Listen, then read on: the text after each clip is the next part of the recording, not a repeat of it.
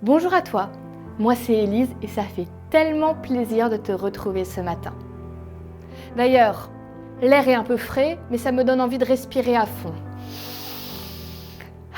Et puis surtout de sourire. Et je vais même te l'offrir ce sourire. Et du coup, j'ai envie de parler avec toi d'un sujet sourire aujourd'hui. On va parler de Dieu qui voit ton cœur.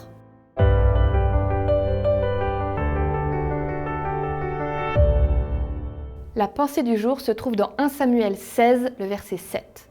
Mais le Seigneur lui dit, « Cet homme est beau et il est grand. Mais ne fais pas attention à cela. Ce n'est pas lui que j'ai choisi. Je ne juge pas comme les êtres humains. Les gens font attention à ce qui se voit. Mais moi, je regarde le fond du cœur. » Peut-être que tu as déjà entendu cette phrase. Entre ce que je pense, ce que je veux dire, ce que je crois dire, ce que je dis, ce que tu veux entendre, ce que tu crois entendre et ce que tu comprends, il y a au moins 10 façons pour qu'on ne se comprenne pas. Mais essayons quand même. Elle est tellement vraie cette phrase. Combien de fois on essaye de communiquer quelque chose et ça tombe à côté? Parce qu'on ne met pas le même sens derrière le même mot.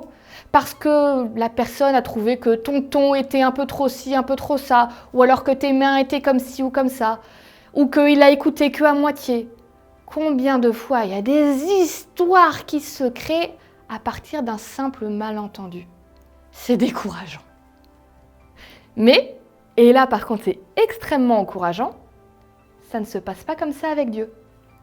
Parce que Dieu, lui, ne s'arrête pas juste aux mots qui sortent de ma bouche. Il ne s'arrête même pas à la façon dont mon corps se place malgré moi. Dieu regarde au fond de ton cœur.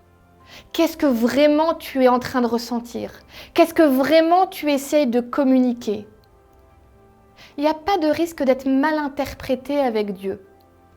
Et en plus, ça doit être la personne qui a l'oreille la plus attentive et la plus bien disposée envers toi.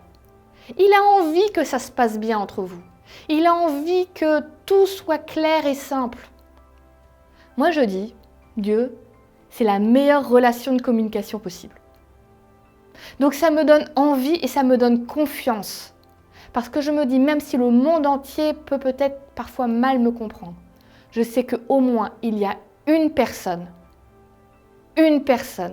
qui saura toujours mes bonnes intentions, qui saura toujours ce qu'il y avait au fond de moi.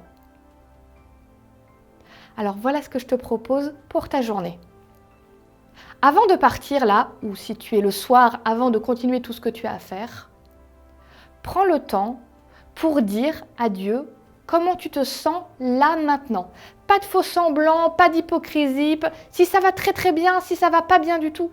Juste dis-lui avec tout ton cœur, sans avoir peur qu'il le prenne mal parce qu'il voit tout au fond de ton cœur ce que tu as vraiment envie de lui dire.